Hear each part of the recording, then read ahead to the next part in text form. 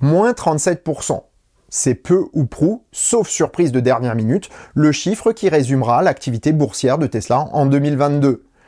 Totalement à l'encontre des résultats opérationnels de l'entreprise, il est temps de se pencher sur les causes de cette chute qui est loin de surprendre les spécialistes.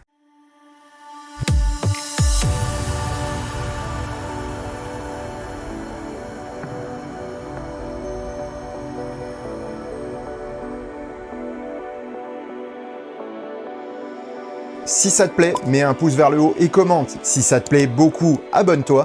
Et si ça te plaît vraiment beaucoup, dis-le partout. Merci. Du jamais vu depuis la création de Tesla, la chute magistrale de l'action débute le 5 novembre 2021 par une décision retentissante d'Elon Musk, la vente de 5 milliards de dollars de ses parts dans l'entreprise. À ce moment-là, nul indice d'une volonté de rachat de Twitter de la part du milliardaire, mais déjà un commencement de réponse tout de même par rapport à la chute des cours. Elon Musk est obsédé par l'égalité et l'amélioration des systèmes politiques et sociaux.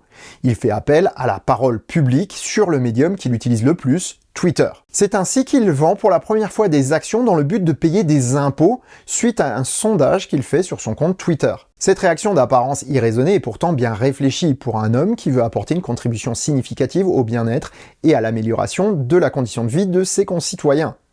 Mais tout le monde n'est pas philanthrope, et surtout pas les habitués des couloirs de Wall Street.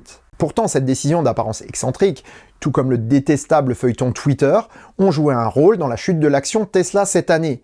Mais c'est loin d'être la cause majeure de ce revirement. Lorsque l'on regarde l'action Tesla d'un point de vue historique, l'énorme progression du cours a commencé en 2020. De l'équivalent de 31 $ au début de l'année 2020, la valeur de l'action a été multipliée par presque 15 en 2 ans. Et la cause de cette augmentation est ici opérationnelle. Jusque-là, les marchés restaient prudents tant que l'avenir de la marque n'était pas assuré, et la production enfin sécurisée de la Model 3, l'arrivée du Model Y et le démarrage de la Gigafactory de Shanghai ont été suivis avec enthousiasme de la part des actionnaires de la marque, et l'engouement pour Tesla a fait flamber l'action. Pourtant, comme dans tout mouvement d'enthousiasme, l'effet waouh ne dure qu'un temps, et l'année 2022 a été nettement moins enthousiasmante que les précédentes.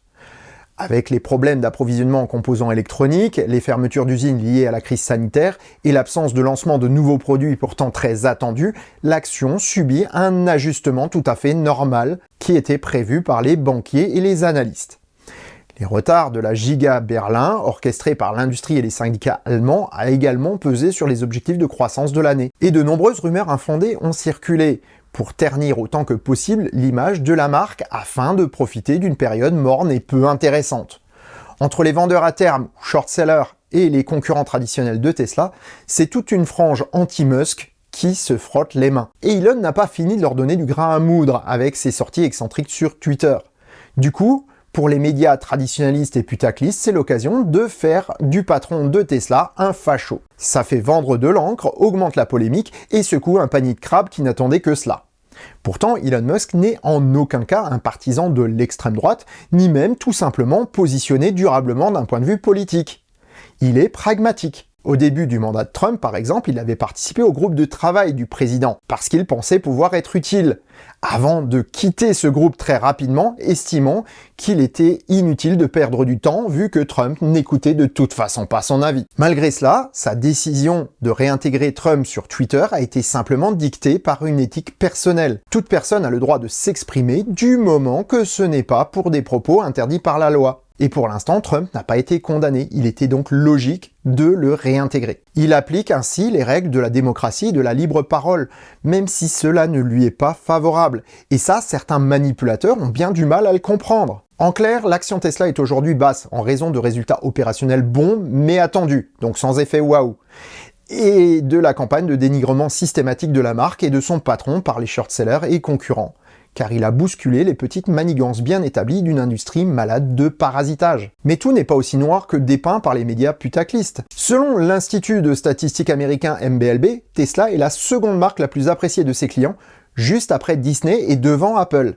Mercedes est la seule autre marque automobile présente dans le top 10, à la 6e place. D'autres marques, jusqu'alors plutôt bonnes de ce point de vue, se retrouvent très loin derrière, comme les Volkswagen ou BMW qui ne sont même pas présents dans le top 20. Au final, les analystes boursiers ne s'y trompent pas, puisque 64% d'entre eux conseillent un achat d'actions, 29% conseillent de garder les actions déjà en portefeuille et seuls 7% des analystes conseillent de les vendre. En conclusion, si rumeurs et autres fake news influent sur une marque de manière significative, ce sont les résultats et accomplissements qui font la durabilité d'une entreprise et sa valeur boursière. Et de ce côté-là, il est clair que l'entreprise Tesla a un avenir radieux devant elle.